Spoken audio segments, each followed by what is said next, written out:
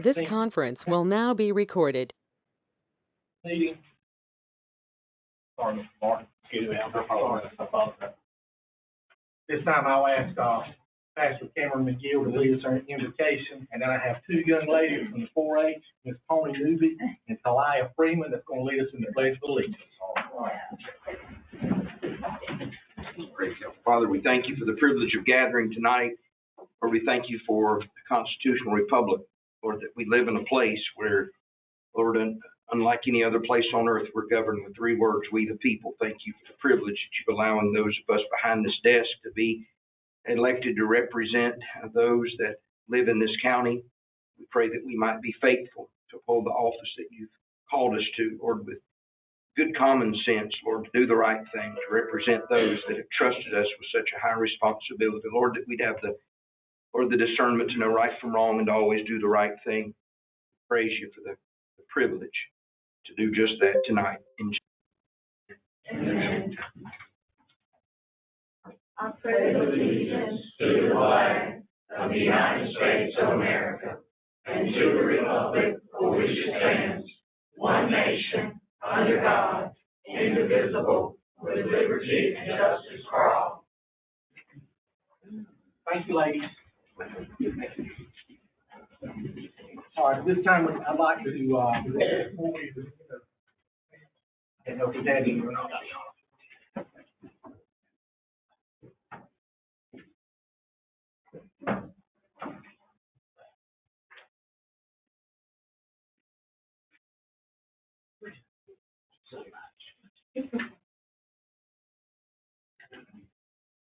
This time we'd like to consider amending the agenda to remove item 5B. Yes, Mr. Larry Hammond is not feeling good this evening. Then also 7A, which is to consider the option to cease operation of Grand Slam batting cages. I consider removing those two and then adding a closed session, economic development, and also closed session for personnel. Motion to approve the consent items with the changes. I have a motion by Mr. Peaceman to approve the consent items with the changes. Have a second by Dr. Ellis. Any discussion? All in favor say aye. Aye. Any opposed?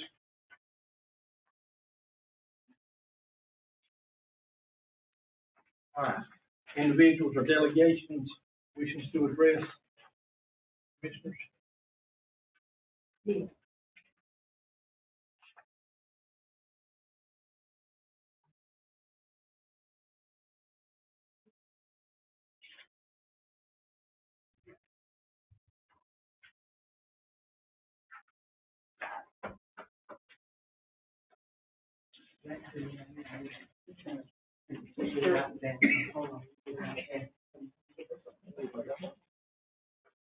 Matters of interest to commissioners. Mr. Chairman, I've got a couple questions. Mr. Martin, the Bladen video, how the status is that coming along? They, as you know, they have recorded the footage. We received an email Thursday or Friday this past week, Ben setting that up to Chuck and me, seeing if we could have a call in with him on Friday. So hopefully we'll be able to see something very soon. But it's moving forward. It's just Another question, the job openings that are posted on our website, yes, sir. do they supposed to include the upcoming COLA or as is? They've been amended. They've been amended. They've been amended? Yes. Okay. Anyone else? I just have a couple of things. I would like to thank Dr. Ellis for filling in my absence at our last meeting. Did a fantastic job. And that leads me to my second thing. I listened to the meeting on my phone. It was crystal clear, Robin. Man, it was fantastic. I could hear every word that was being said by a commissioner. I could hear every word that was being said by someone that was addressing the commissioners. And it couldn't be any better. Thank you so much for what you did. All right, this time we have some special recognition. Individuals. Okay. Mr. Leonard Hall. Okay. Mr. Hall, come on. Good evening, everyone. Good evening. Just want to come and officially announce, you probably already heard, the East Arcadia Volunteer Fire Department has easily passed the night inspection. Everything looked great. Everything looked wonderful. We come up and we fought and we asked for a chance. We want to prove ourselves, not just to make things look good, because we want to serve our community. And we just stand and thank the Board of Commissioners for giving us a chance to serve our community. If you listen, looking on the news and everything, volunteer firefighters are getting scarce. Oh, yes. So, I mean, we'll come in, we're willing to work, willing to learn. We've got 4 or 5 new recruits coming in, some younger guys. I'm gonna start training in the next couple of weeks. So, we look forward to working with the county.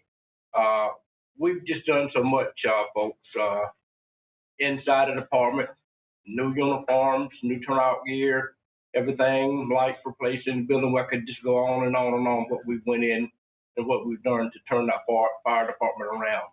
But it's looking really, really, really great. And again, we just want to thank y'all for giving us a chance, and we look forward to working with the county in the future for whatever we can do so far as volunteer firefighting, whatever we can do to help the county our end, anywhere in the county that we can. But we just, again, thank y'all for giving us the opportunity. And so we are good to go 5 more years to come out, do another inspection, and we may even look forward to in the future of getting more members, more equipment, and moving up from the 9S rating that we are now to a higher rating. So again, Bladen County Commissioners, thank y'all for giving us a chance. Thank you for your time.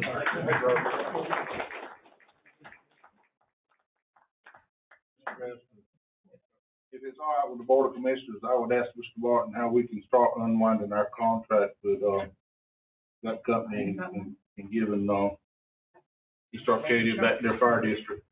Got to look at it because we have our. I asked Mr. Martin to look at it. This time we have some special recognitions. I'll do it. If you stay with, Lady.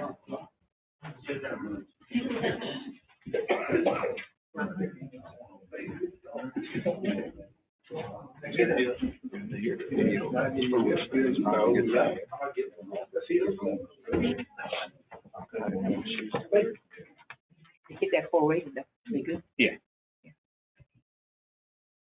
Okay. Stephen Alley, building inspections, 10 years. I don't think he's able to be with us tonight. He, she, Henry, DSS, 5 years.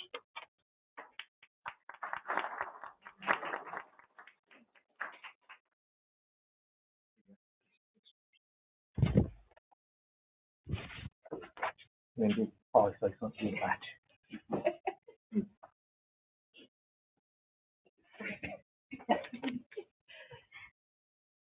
This is Keisha Henry, as Mr. Hester said. She has been with us 5 years. And today in our agency-wide meeting, I recognized her for that. And I said, once we have a staff member that has made it to the 5th year, I feel that they have made DSS their home. So I can't say enough about Ms. Hesa. She is dedicated. She works in our food and nutrition area to make sure that the families of Bladen County are receiving appropriate nutrition in their homes. But like I said, she's dedicated. She is compassionate. She is a true team player. Just all kinds of accolades come to my mind. I could stay here all night. Wish we could clone her. I hope that we are standing up here in 30 years recognizing you.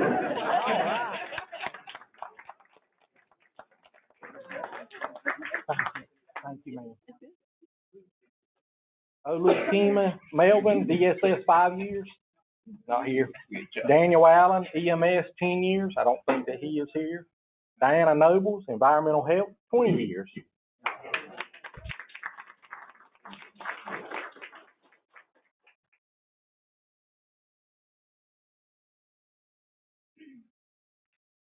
We are so excited to celebrate with Diana tonight. She actually started as a health educator at the health department and then transitioned into environmental health. So when you go to a restaurant here in Bladen County, Diana has inspected it. If your children eat in a school cafeteria here, Diana has inspected it. When your friends and family come and they visit, some of our motels and camps and so forth. Diana inspects it. So we have a lot that every day Diana is helping us with, and we are so excited. She also has moved up into a supervisor position in the last year and is just working hard to learn more and more and more. And we are excited about another 20 years, Diana.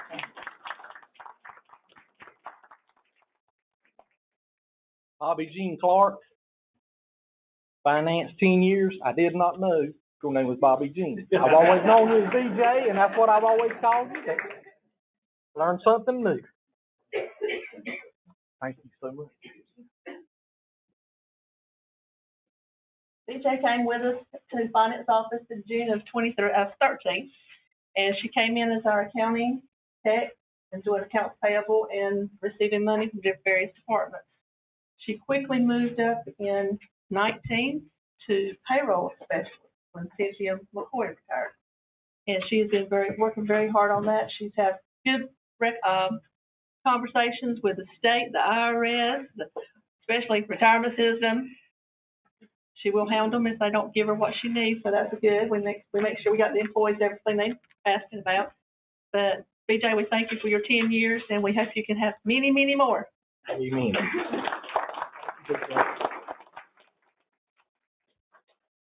And some of these folks are not here, and I know it, but I'm going to call their names out. Renee Davis, Revenue, 20 years.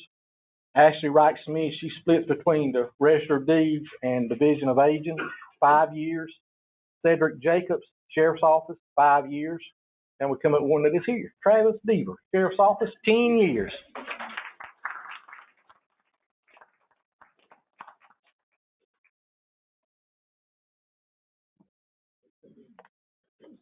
Well, Travis been with us 10 years, and he's one that anytime we have a problem in one particular place, we call on Travis.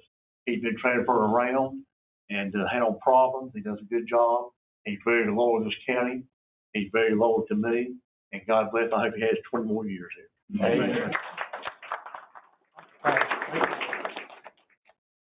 And Danielle Duncan, 10 years. She works in the Sheriff's Office Communications. Okay, next, or who's going to recognize our new employees? I'll be glad to recognize Mr. Coleman and then Dr. Duncan. Okay. Division on Aging Director, Miranda Fairclough. She just previously entered into that position, and we are so excited. So please join me in welcoming Miranda Fairclough as the new Division of Aging Director.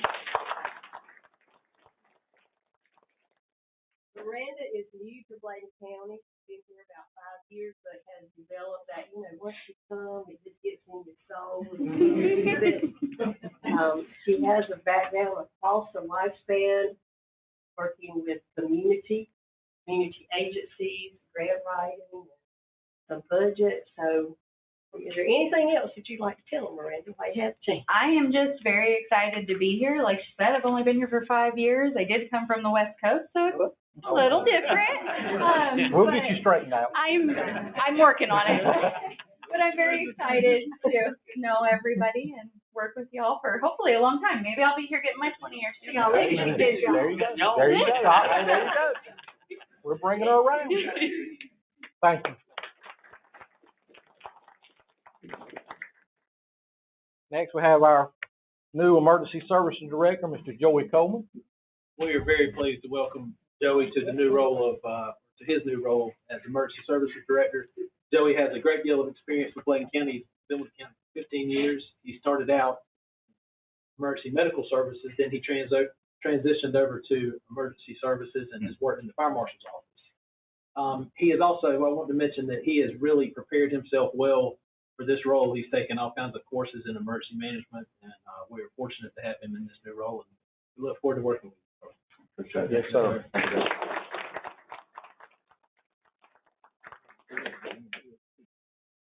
Next, we have, I'd like to recognize Mr. Richard White. See here.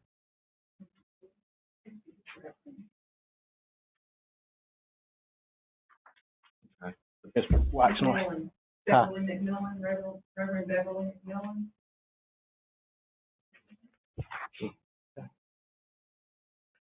All right, and we have with us also, our 4-H Youth Voice Delegate, Talia Freeman. And they led us in our Pledge of Allegiance earlier, so we'd like to recognize her.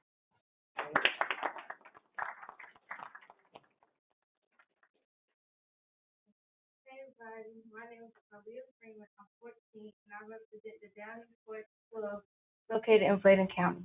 Over the 6 years, I've done Farm to Fork, robotics camp, engineering, and environmental camps. 4-H has taught me social skills by getting me out of my comfort zone and social skills, and meeting new people.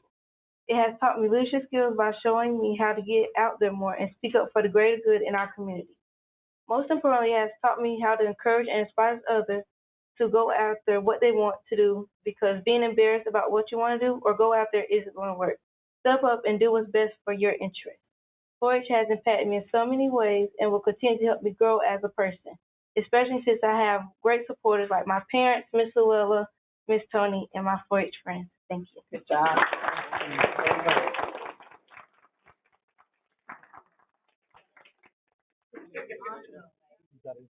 I think Talia is a phenomenal young lady that is going to be an amazing leader. She's pretty excited to go to Youth Voice. It's where they go up to Raleigh. They get to sit and kind of have conversations with the legislators and different things. Talia has been in for about 7 to 8 years now. She's growing and flourishing. I'm excited to see her to continue to grow. Yeah. Thank you so much. Thank you. At this time, we have a reception just next door, so if y'all would like to go, I think they have some cupcakes and some punch, so y'all please go and enjoy for a few minutes, and then we'll start our meeting back by 10 minutes. This conference will now be recorded. I'm good? Wow. Whenever y'all are ready. Thank you. I think y'all should go. Thank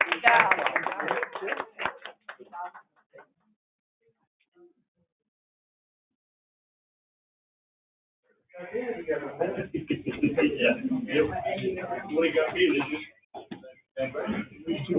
All right, Lisa Golden, Finance Officer.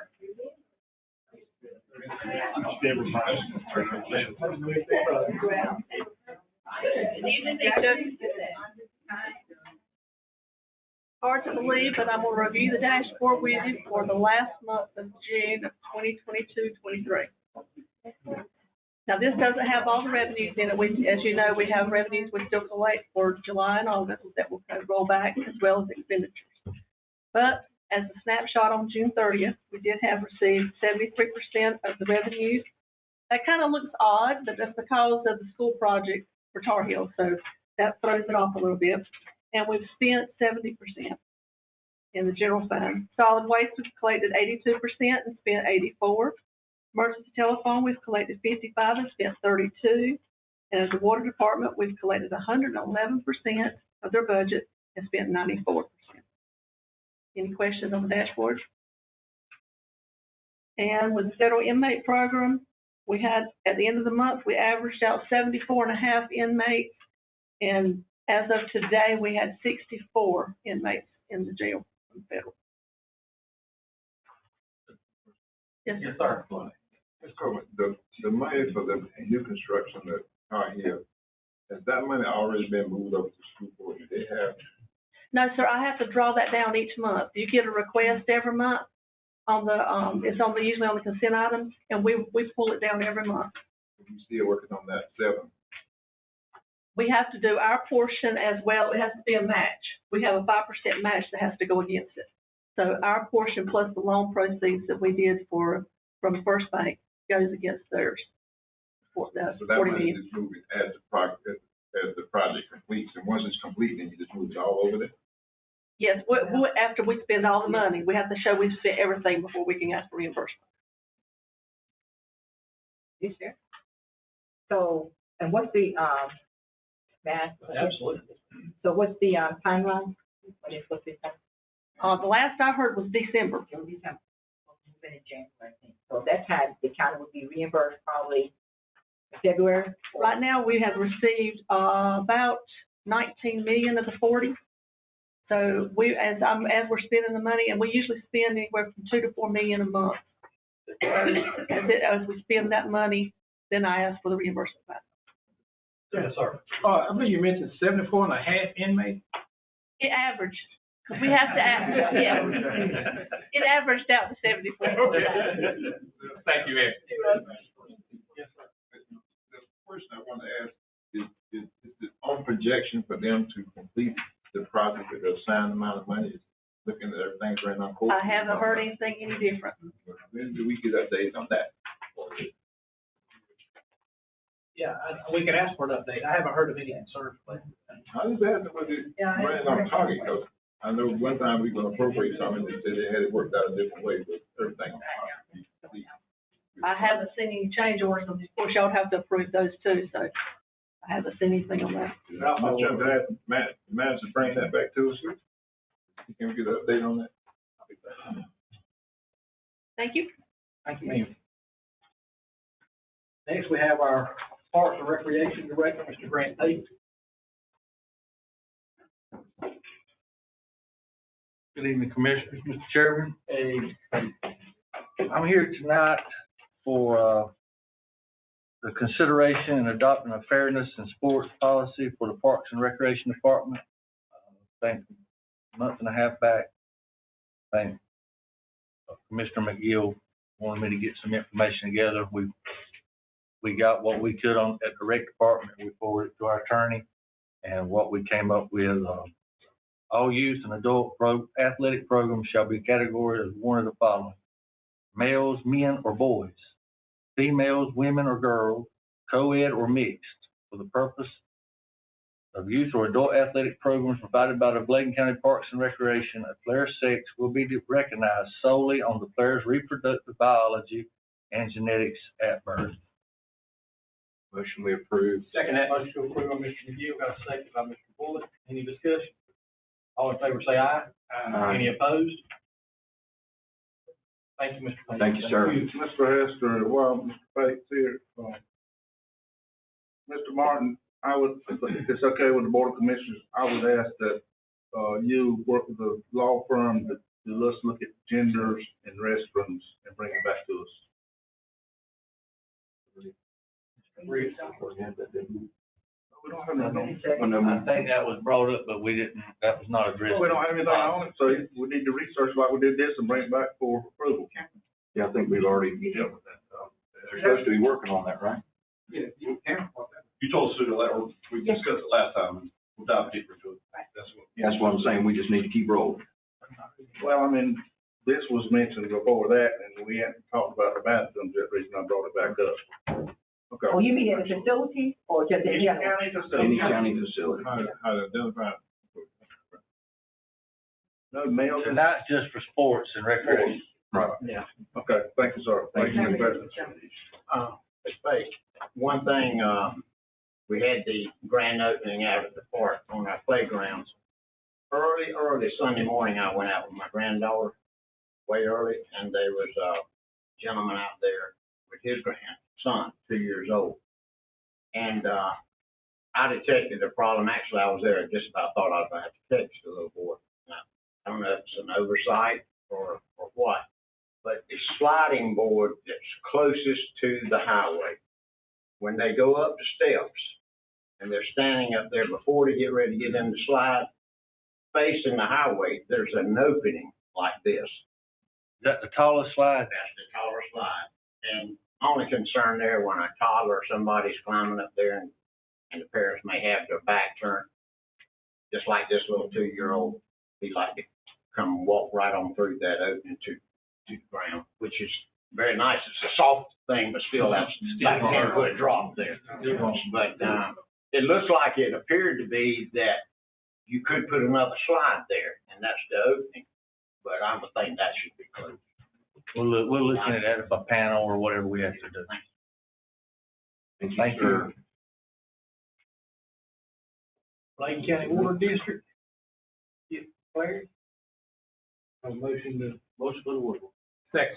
A motion by Mr. Gillespie to enter the Bladen County Water District Board of Directors, second by Mr. Bullock. Any discussion? All in favor say aye. Aye. Any opposed? All right, sir. Good evening. back in last fall, September, we made application for an AIA grant, which is a inventory assessment grant for our water department. Part of this also gives us the opportunity to remap our system and get everything consistent with GIS, as well as do a complete asset inventory of our water department and its assets, tanks, wells, piping in the ground, hydrants, valves, everything. Give us a condition report and help us plan for capital improvements.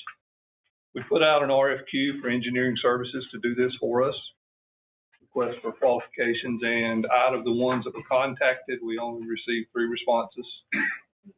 And we evaluated the responses with a committee, and tonight we're presenting to you to request to proceed with award of this project to LKC Engineering to represent us and move forward with work. Motion approved by Mr. Bridges, second by Dr. Ellis. Any discussion? Any I got one question is, and I spoke with manager Smart, is whenever with this thing you're talking about putting here with the GSI, when they get ready to start doing work on that, would people be notified when they start realigning this stuff? Because what I'm saying is sometimes my water, they'll say something has happened, water come in brown. Mm-hmm. That won't be necessary in this. They're locating things in the field physically, and they're getting GIS coordinates on everything, and then it'll be plotted to our GIS maps. Now, if we need to notify people that are working in the area, we can do that, but it won't disturb our water system. This is not going to be a process that's going to be messed with. No, sir, it won't mess with quality of water at all. Thank you, sir. I'll second. Motion to exit the water board, Mr. Bridges, got a second by Dr. Moon. Any discussion? All in favor say aye. Aye. Any opposed? Advisory board appointments, Juvenile Crime Prevention Council. Motion to table. Motion to table. Second. Mr. Peterson, got a second by Mr. Cogdill. Any discussion? All in favor say aye. Aye. Any opposed? Keep Bladen Beautiful. Motion to appoint Catlin Allen and Sandra Gotton's place. And, Ms. Maria, and approve everybody else, reappoint everybody else. But I do want to make a note, we need to, find 2 new high school students. That's correct. So if we approve if the board approves what I just motion I just made, we'll have to bring it back next week when we get those 2 names. Motion we approve. A motion by Mr. Peterson, got a second by Mr. Bridges. Got any questions, Maria? You got any discussion? All in favor say aye. Aye. Any opposed? Next, we have the Local Emergency Planning Committee. We need to put Joy Coleman in Nathan Dallas's place. We need to put Jill Sampson in Tiffany Tate's place, and we need to reappoint the rest. That's my motion. Second. Maria, got it. I got a motion from Mr. Peterson, second by Mr. McGill. Any discussion on that? All in favor say aye. Aye. Any opposed? Next, we have the Nursing Home Advisory Committee. Appoint Miranda Fairclough in Kelly Robinson's place. Second that. Yeah. Had a motion from Mr. Peterson, second by Mr. Bridges. Any discussion? All in favor say aye. Aye. Any opposed? We have the Tar Heel Fire Service District Committee. Motion that we table the Tar Heel Fire Service, ENF, Tar Heel and Tobermore, so we can, got some things, we're still working on that, they need approving it, because that's going to be a consolidated board. Okay. A motion by Mr. Peterson, to table ENF, second by Mr. McGill. Any discussion? All in favor say aye. Any opposed? You see, we got a couple coming up for August meeting. All right, Mr. Martin. Thank you, Mr. Chairman. I'd like to review the calendar with you for the remainder of July and August. You just mentioned that the Elizabeth County White Lake Area Chamber is having an after-hours event tomorrow evening at Catcher Vineyard Winery here at Special Park outside of Elizabeth County. On Wednesday, the 19th at 12 noon, Trillium is having a check presentation event that'll be held at Light Bridge on Broad Street. The NACO annual conference will be held in Austin, Texas, beginning Friday through Monday. Also, on Friday evening, 7 until 10, the Sunset Jams event will take place at Golden Beach. Over to August. On Monday, the 7th, there's a prayer service here at 8 a.m. The board meets that evening at 6:30 p.m. On Tuesday, the 8th, at 5 p.m., the Board of Elections meets. Friday, the 11th, 6 until 9, there's a Sunset Jams concert series at the Cape River Farmers Market. On Monday, the 14th, at 5 p.m., the Health and Human Services Advisory Committee meets. On Monday, the 21st, the Board of Commissioners meets at 6:30, and the North Carolina Association of County Commissioners held in Raleigh, Thursday, the 24th through Saturday.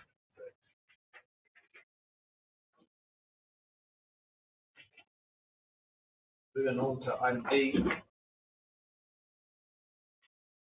At the last meeting, there was discussion related to the holiday schedule for county employees.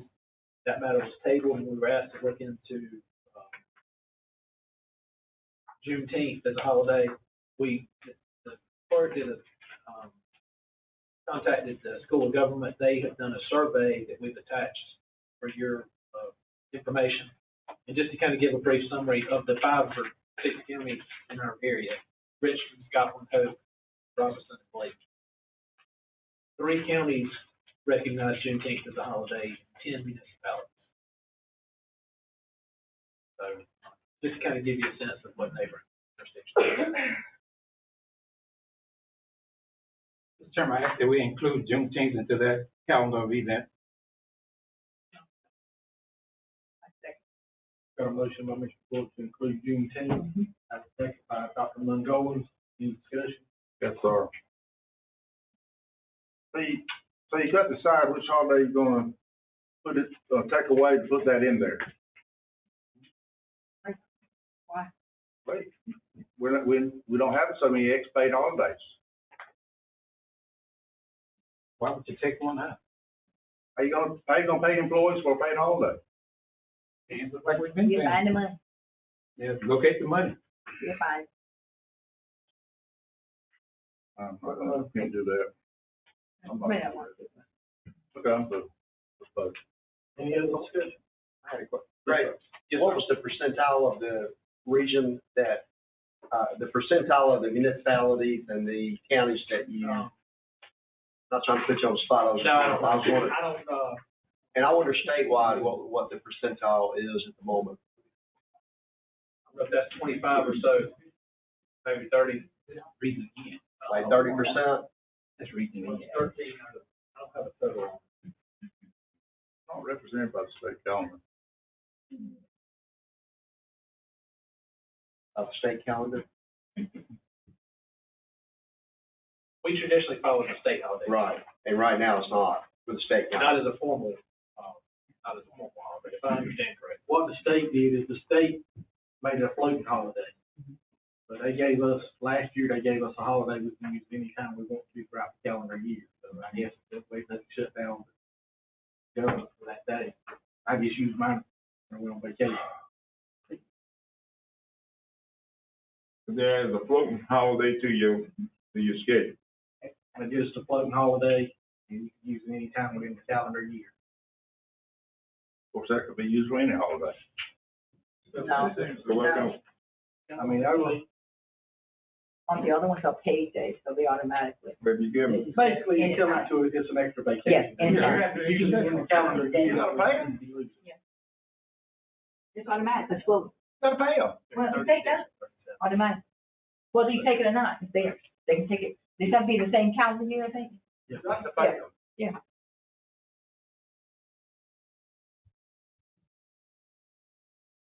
Any other discussion? Before, Ms. Martin, have you looked at what type of cost that would be? Have you, Ms. Cole, looked at what kind of cost you're talking about with that? In particular, adding an extra day?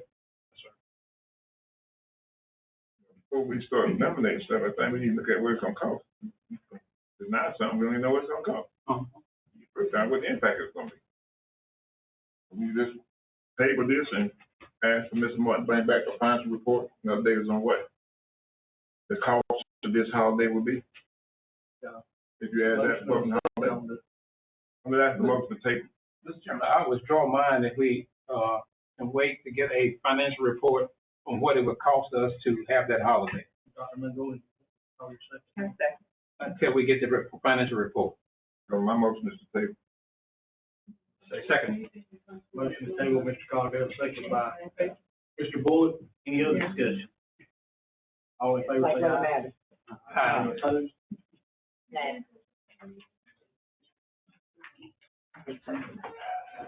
All right, thank you. Moving to item C, I wanted to update you, to let you know, we met with prospective developers regarding prospective related to the affordable housing grant that we discussed previously. And we know, we do feel certain that Julian Duncan, who's been here before you previously, is definitely interested in submitting this project. However, we don't have anything definitive from the other developers. So, we hope to have more information to you at the next meeting related to that. I do want to let you know that there are a lot of legal documents that are going to need to be solid, and we're looking with, we've had conversation with representatives from the Michael Best law firm. They're a firm that's a large firm that deals with a lot of this type of work. So we'll be back in touch with you, or back with you with further information about that. One of the concerns is that this grant would be directly to the county in this case, and then the 15 or 20 year provisions that are restrictions that are associated with the grant, all the responsibility will be on the county to ensure that developers are doing things that they're supposed to. And so we need to be sure we have strong agreements with the developer as well. So, Peterson. Mr. Hester, I would think that before this comes back to this board for a vote, no matter who it is, we need to have a small workshop to understand this. If we've got to keep records for 15 to 20 years, and there's just a small percentage of what we get that can go toward that end, we really got to look at it and see if it's really worthwhile for us to monitor it for 20 years. And I'm not saying I'm against anything. I said we just need to look at that big picture. I mean, just to see if we want to do that financial, and we might can, or we might not need to. I don't know what it looks like, but I just think we need to look at it before it comes back to this board to vote for more. We have more information on it. Mr. Bria. Mr. Martin, I know that town was filing direct, if I understand it. Did they fall under that same limb that we have to be responsible? They would, yes, sir. They would be responsible on their own if they file a separate application. The thing on that though, Mr. Chairman, is that's gonna be a stipulation that anybody that receives that money, it's not gonna be just from Bladen County. It's gonna be for anybody who receives it, the municipality, local government, anybody can have to meet the same criteria. So it ain't like if you just base what you're doing, you're ready to take all these funds off the table. But that's just the government requirement for the housing development. You've got to do it. You want to get in this pool of money. Yeah, but nobody's wanting to take it off the table. So ain't nobody saying. I said we need to look at it in a Be prepared. Be prepared for what it's going to cost us for a 20-year cost. That's all I said. I'm not for or against. I don't know which way I'm gonna go. But I'm just saying we need to look at it to make sure that the county ain't gonna have to chip in $500,000 for 20 years of administrative that's the state is requiring us to do. We need to look at the whole picture. Is all I'm saying. Anybody else? I just got a question. Mr. Martin, on the EDA grant, how are we looking with that? Yes, sir. We're referring that to the school system and the council of governments because the county really doesn't deal directly with workforce development as those organizations. All right. I appreciate you sharing that with me. All right, thank you. All right, next we have ARPA. Thanks, Mr. Chairman.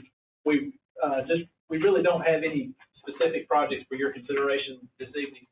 However, we do have a representative from who was here previously, this engineer, who was working on the East Arcadia Gym project. And I'm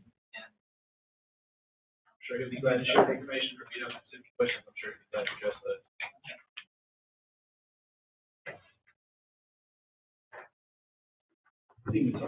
Good evening. How are you doing today?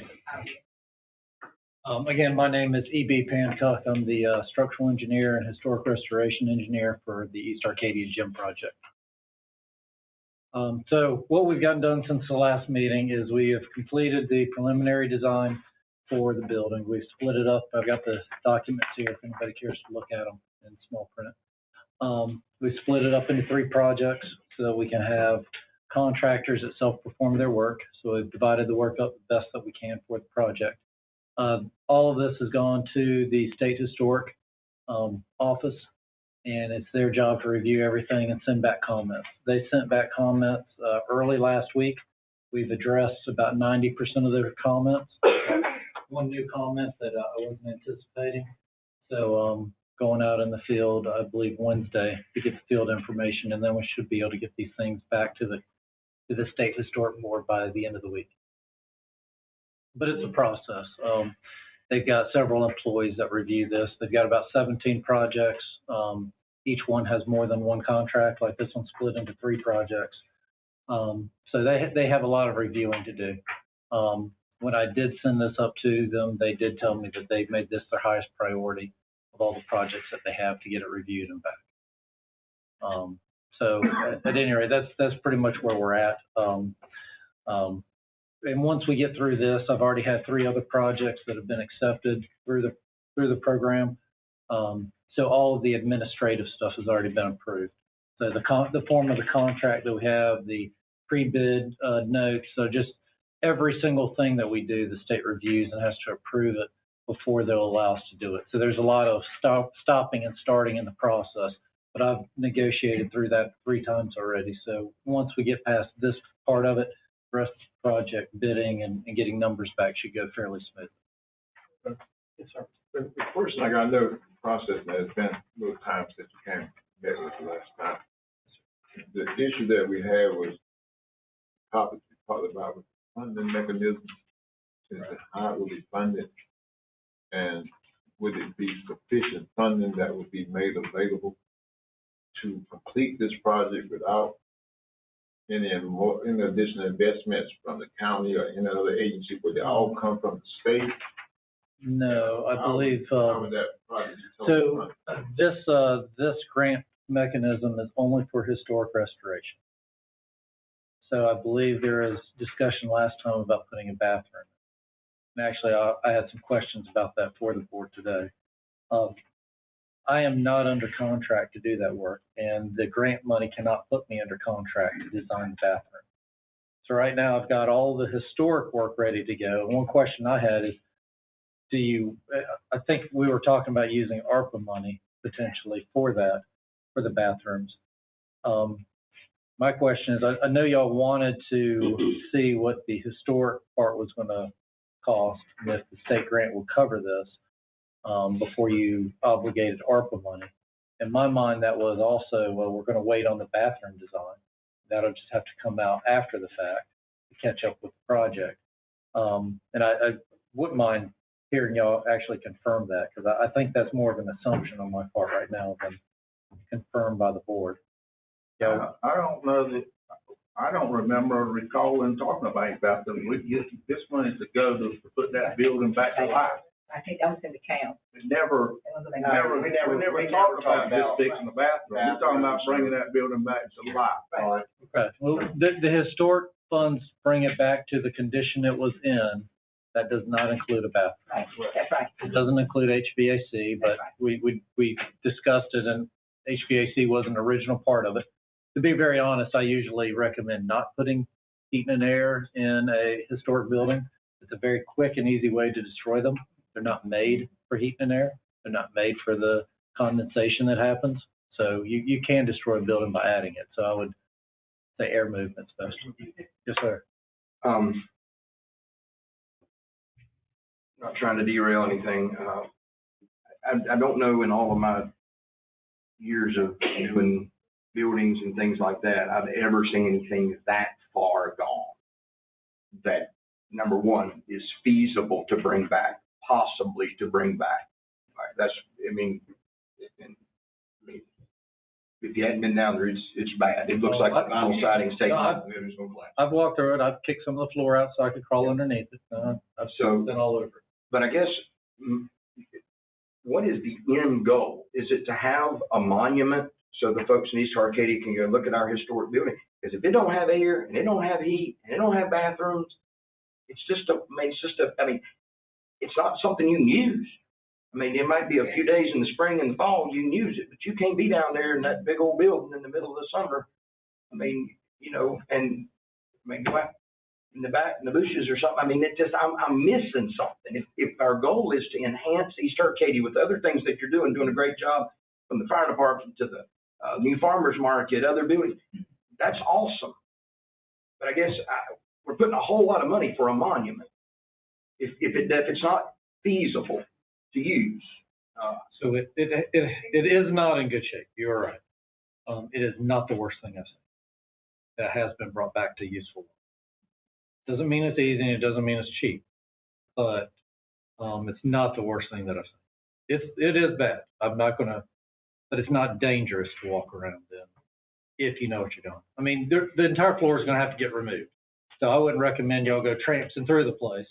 But I mean, the joists, most of the joists are in good shape. There's about 2 areas where they're not.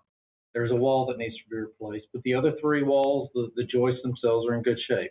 Other than that, there's about 3 sections where the interior board needs to be replaced. I mean, as I went through and sectioned it, you're right, there is a lot of work. Like the entire roof, I was going to replace that. They probably 15-20% of the roof rafters, the entire roof deck. It's in poor shape, but again, I actually restored one that was in worse shape. And I'll wrap up. I hadn't been down there in a few weeks. Did anybody put a tarp on it?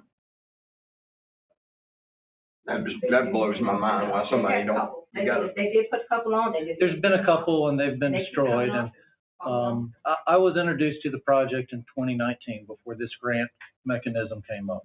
I was introduced to it by the State Historic Preservation Office because it was important to them and they were trying to work on this. I know that they pushed for this grant money, some of this grant money, to be available to this project. 4 years and nobody's put a tarp on it. I don't know. Again, it blows my mind. I mean, there was a roof put on that was poorly put on, but I mean, there's been work. It hasn't been done well. And quite honestly, I'm fighting with the Historic Preservation Board because I want to put a better roof on it than they want. And you want to go in first?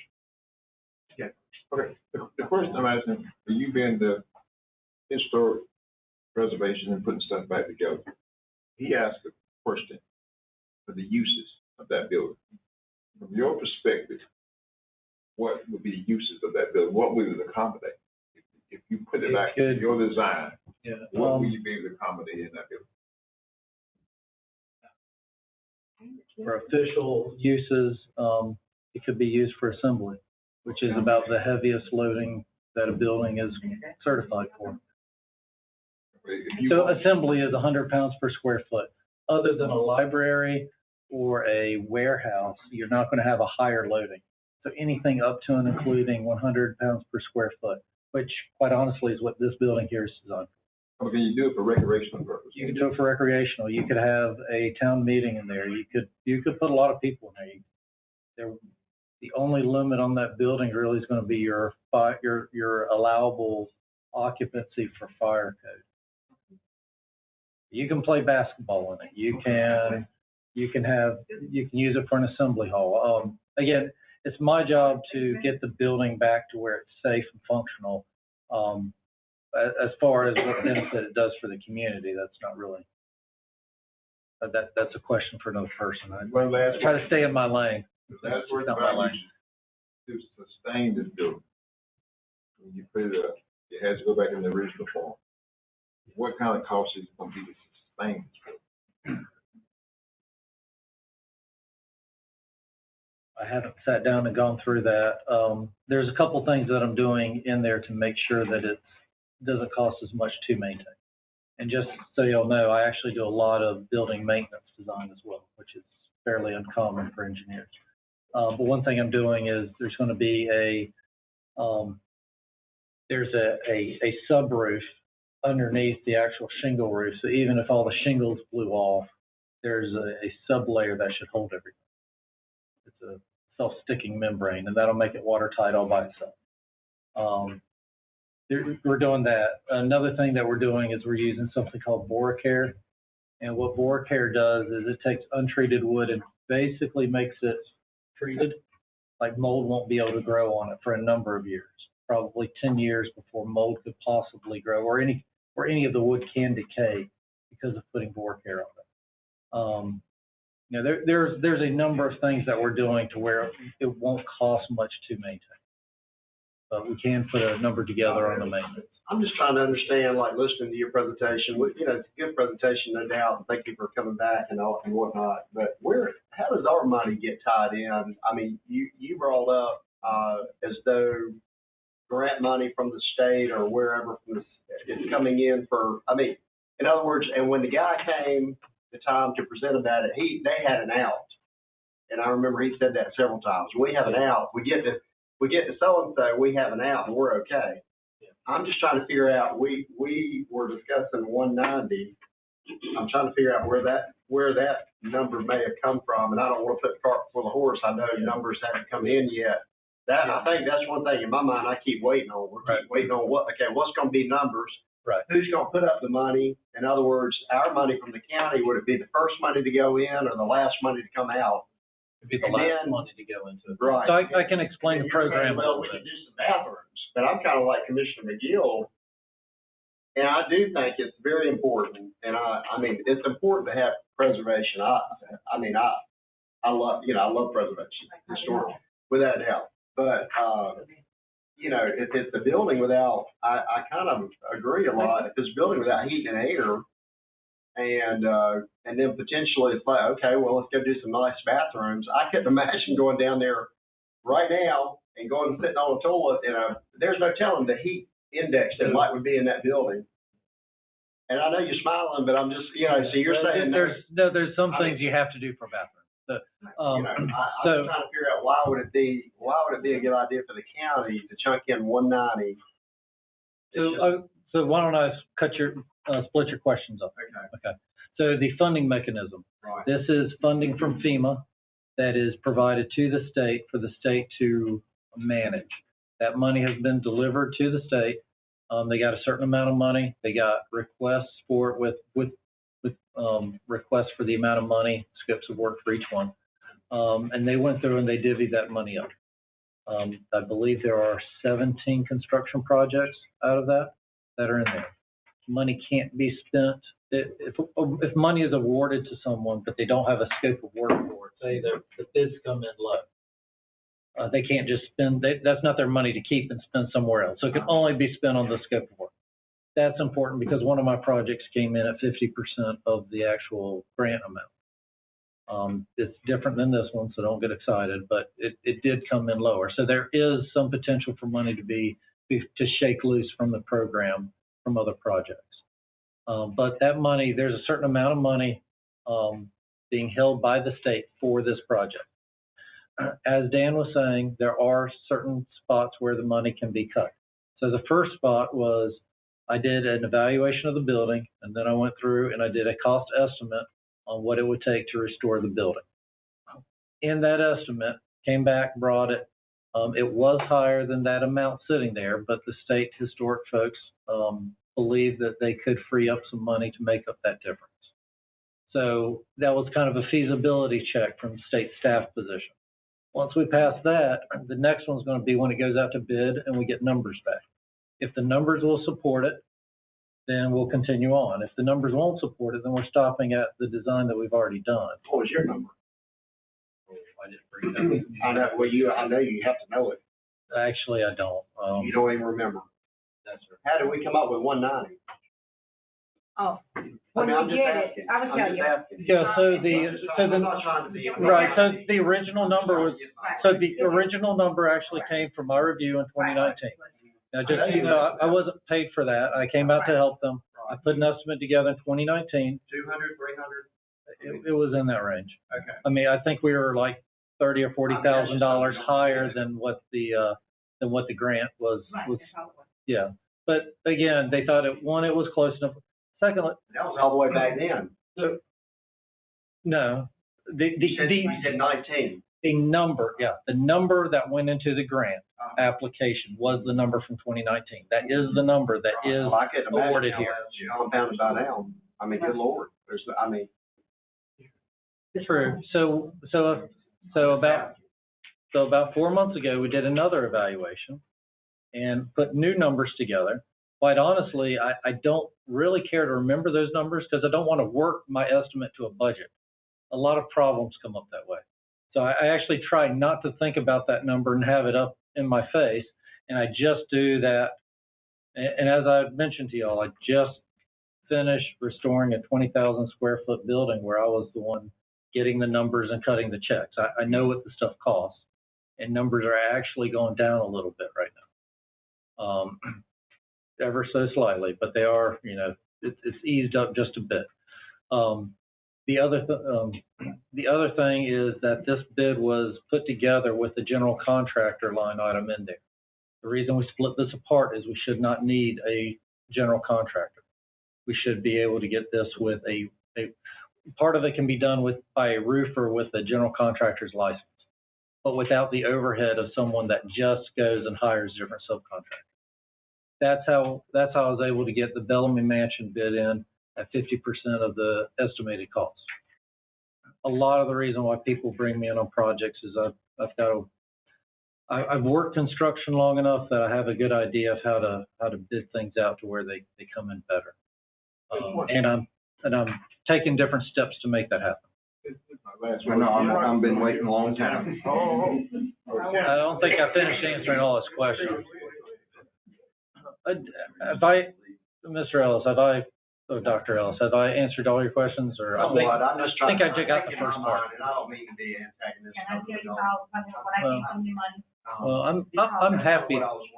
Yeah, because when they knew that the Historical Society had so much money put in. Right. And they needed about $200,000 left. Right. And so they thought how much, when the ARPA money was available, then I asked that we give $190,000 instead of $2, because I was trying to figure out enough money was going, they took the Harmony Hall, they took this project to this project, and I asked for the $190. I could have got $250, right. $240. I went to the $190 because that's what we figured left that was available. Right. And they meant, I think the town, they'd asked the town for some others. Yeah. And I'm more than happy to take any hard question you have. Don't think any of this upsets me or irritates me. I'm trying to figure out the 190 and trying to figure out when you brought up the bathroom installation. I knew obviously. The bathroom is the bathrooms are over and above anything for the historic restoration project. There is no money in the state coffers for a bathroom. And then with heat and air, there is a requirement for limited heat and air in a bathroom. So that when I say no heat and air, I'm talking about the main building, not the minimal code requirements to make sure we don't have frozen water lines and that sort of thing. So it will be a bit more comfortable in the bathroom. So yes, You said you don't worry about hard questions. I got a hard comment, so take it. Sure. How you want to take it. When I went down there, I don't remember many rafters even standing. I don't even remember many walls standing. I just don't know how you can sit there and evaluate that building. When I went down there, it wasn't nothing like you're saying. But I'm gonna go back. I'm gonna go back this week and I'm very happy to. I'm very. You don't have to respond. Yeah, no, it is a bomb, sir. It is a bombed out wreck. I'm not denying that. I can kick a hole through any part of that floor. We've got that stuff scheduled for replacement. There's a lot of the joists that actually, when you go through there, when I crawled underneath the building, there's more that were good than I expected. I've very heavy-handedly decided that we need to replace a lot of the stuff. But getting access to the roof has a certain cost. Replacing 2x8 roof rafters, once you're up there and you're doing work, isn't that expensive on a per rafter basis. I'm going back, but my vision of what I've seen is nothing compared to what you're describing. I'm sorry. I'm gonna go back. They're up. They may not be the best, but they're up. I'm gonna go look at myself. It's just time to stop the bleeding. 2019 to now, you just said it's scheduled to replace. I want to be respectful. I truly do, sir. And I appreciate military service, all the different things I do. But I feel like it's like the psychiatrist that don't want to fix his patient's problem because he'll stop coming back. 4 years. It's time to stop the bleeding. It's time. I don't know, Dr. Mungoins, what your thoughts are, but I have people from East Arcadia telling me constantly, we don't care about this building. We want a building we can use, that our citizens can go in and have a. And I agree with that. The same citizens who called and said they needed the money to finish that. So I don't know who called you, but the other one should have called you as well. Because I didn't decide this. I wasn't a part of their committee. I had nothing to do with anything to do with the gym until they came to me. I didn't know anything about it because I was busy doing other things. So, and then they came to ask. They were trying to preserve that building for historical reasons, for events that they could use and other things. And because I think one side of that building is where the bathrooms were, and that was an addition to that building. So he's going to remove that anyway because it was part of the original part of it. So, and I understand, in 2020, a whole lot changed. We had people on top of that building that actually repaired that roof. And like you said, it wasn't the best. They were trying to do it, just keep it covered. I just think it's time to stop the bleeding. I think we're going to be here another 4 years from now, still talking about it. Anybody that's been down there and looked at that building, it is in, I mean, I don't know what original you're going to have left. And again, I mean, the folks that are here from East Arcadia, if you've got a family reunion in the middle of July, nobody's going to go in that building with no air conditioning. We did, and they did that. But let me ask you, Mr. Chair, are we willing to give them the money to do a new building, if that's what they want? If that's what y'all want for a building, new building? Nobody say anything. So I don't know what they want. So they're not willing to do it. And I'm going around in a circle, and I'm hearing us talk about the 190. And I'm listening to you tell me that the historic organization can restore the building. That's what I'm trying to understand, Mike. You can restore the building. We can restore the building. And my thinking is, I'm trying to figure out, There will be a lot of if replacement. you were to restore the building, will the State Historic Society fund the completion of that building without the bathroom? Do we have to put in ARPA money to do any portion of it? Of the historic restoration. I do not believe that the State Historic Office is going to want to move forward with this if their funds cannot fully complete the historic restoration. So with no bathroom. So the thing is what you're saying, that's what I'm trying to get to you, this is what I'm saying. In order for the historic organization to do what you asked them to do, even if they fund the structure piece of it, it has to have the inclusion of the bathroom in order for them to do it. Is that what you're saying? But like I said, the town, somebody went to the town and asked the money to do that. Let them do it. I'm just asking, what would they do as far as the project, completing the project? So we talk about building the building, putting the building back. If somebody's They will get the historic restoration done without bathrooms. That's what the State Historic. They won't do it? They will not do bathrooms. So we got to have the bathrooms in order to do the The project. FEMA money cannot be used for bathrooms. That's what I'm asking, but the state gives the money, they will not give any money. Not under this program. No. Unless you. This program's all that I'm involved in. But the bathrooms have to be a part of your proposal. The bathrooms are not part of mine. So then if we don't have to worry about the $190, is just a separate entity that we need to deal with if we're gonna put bathrooms in. Not necessarily. They said the town, they had gone to the town and asked for that money. The $190,000 is separate from, the $190,000 is a historic restoration number. It's Right. not the bathroom number. Well, what is the $190? Why do you want the $190,000? That's what I'm trying to figure out. The historical part.